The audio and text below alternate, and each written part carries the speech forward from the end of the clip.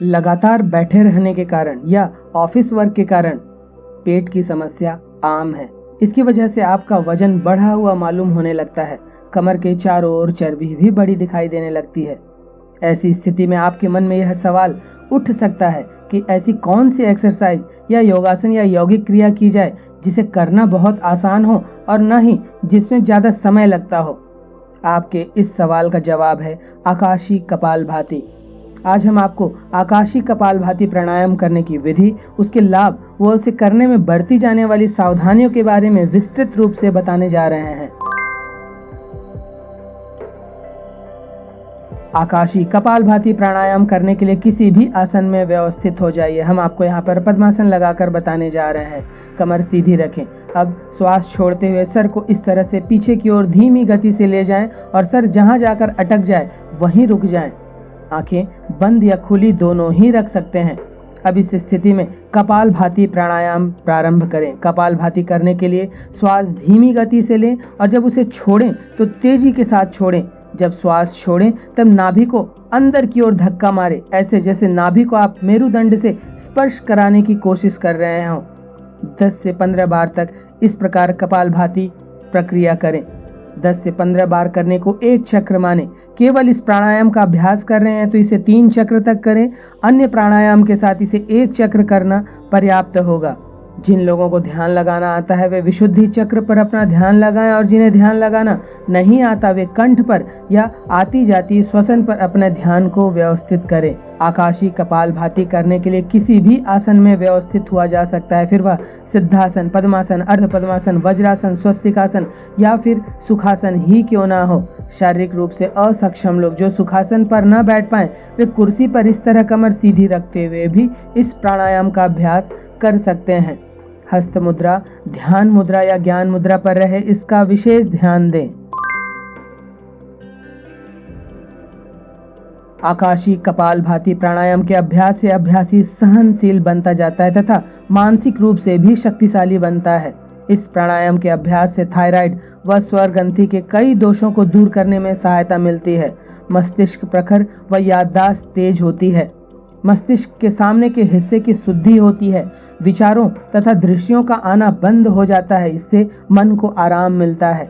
यह एक शक्ति से परिपूर्ण श्वास के द्वारा किए जाने वाला प्राणायाम है जो आपके वजन को कम करने में मदद करता है और आपके पूरे शरीर को संतुलित कर देता है।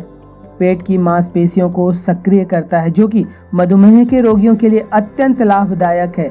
एकाग्रता व मानसिक आत्मविश्वास में वृद्धि होती है। अनिद्रा, माइग्रेन के रोग में भी लाभप्रद प्राणायाम है। अभ्यास से शरीर के भीतर वर्षों से जमी हुई अशुद्धियां भी बाहर निकल आती हैं। ये न सिर्फ शरीर बल्कि मन को शांत रखने में भी मदद करता है। स्वाद व सुगंध के प्रति संवेदनशीलता बढ़ती है। आवाज मधुर व स्वर यंत्र साफ होता है। गायकों या भाषण देने वाले लोगों के लिए बहुत ही लाभकारी यौगिक क्रिया है। रक्तचाप संतुलित होता है तथा लकवा के इलाज में भी लाभ मिलता है।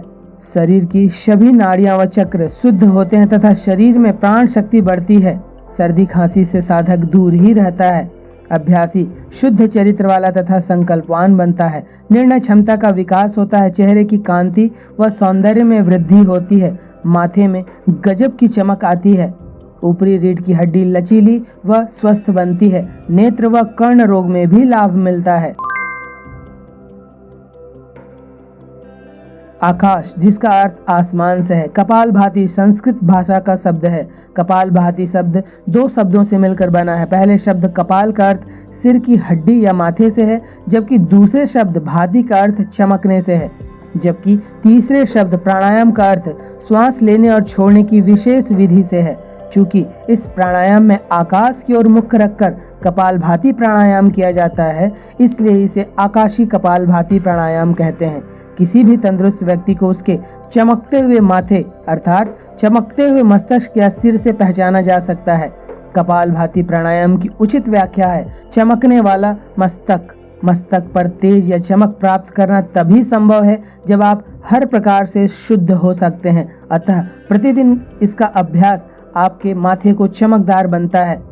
आपका माथा सिर्फ बाहर से नहीं चमकता, परंतु यह प्राणायाम आपकी बुद्धि को भी स्वच्छ व तीक्ष्ण बनाती है। आकाशीय कपाल भाती प्राणायाम के अभ्यास से शरीर की हजारों नाड़ियां व चक्र शुद्ध होते हैं तथा सभी 7 प्रमुख चक्र स्पंदित होते हैं। यह सभी 7 चक्र स्वस्थ, सक्रिय व संतुलित होते हैं तथा कुंडलिनी ऊर्जा मूलाधार से सहस्त्रार की ओर ऊर्ध्वगामी होती है, नाड़ियों का शुद्धिकरण करता है। आकाशीय कपालभाति करने से पहले कुछ सावधानियों को ध्यान में रखना बेहद जरूरी है। यदि इन बातों को ध्यान में नहीं रखा जाता है तो फायदे की बजाय नुकसान भी हो सकता है। आकाशीय प्राणायाम को खड़े हुए कभी न करें, केवल बैठकर आराम से स्थित होकर किसी भी आसन में स्थित होकर ही इस प्राणायाम का अभ्यास करें। गर्दन व कंधे के गंभीर रोगी या चोटग्रस्त व्यक्ति इस आसन का अभ्यास न करें। स्पॉन्डिलाइटिस के विकार से ग्रस्त व्यक्ति धीमी गति व सावधानी पूर्वक इसका अभ्यास करें। वर्टिगो या चक्कर के रोगी इसे न करें। उच्च रक्तचाप हो या उच्च ज्वर की दशा हो या किसी गंभीर बीमारी से ग्रस्त हो तो उस दशा में भी इसका अभ्यास न करें। यदि आप हार्निया, मिर्गी, स्लिप डिस्क, कमर दर्द अथवा स्टेंट के मरीज हैं तो यह प्राणायाम न करें। यदि आपके कुछ समय पूर्व पेट की शल्य चिकित्सा हुई है तब भी यह प्राणायाम न करें। महिलाओं को यह प्राणायाम गर्भावस्था के दौरान अथवा उसके तुरंत बाद नहीं करना चाहिए। हाइपरटेंशन के मरीजों को यह प्राणायाम किसी योग प्रशिक्षण के नेतृत्व में ही करना चाहिए। अभ्यास स्वच्छ व हवादार जगह पर करें, इसका विशेष ध्यान दें। अभ्यास खाली पेट में सूर्योदय के पूर्व या उसके आसपास करना ही लाभदायक होगा। अभ्यास योग विशेषज्ञ के मार्गदर्शन में ही करना चाहिए। आकाशीय कपालभाति एक अनोखा लेकिन अत्यंत लाभदायक प्राणायाम है जिसके कई मानसिक व शारीरिक लाभ मिलते हैं। तो यह था आकाशीय कपालभाति प्राणायाम करने की विधि, इसके लाभ व इसे करने में बरती जाने वाली सावधानियां।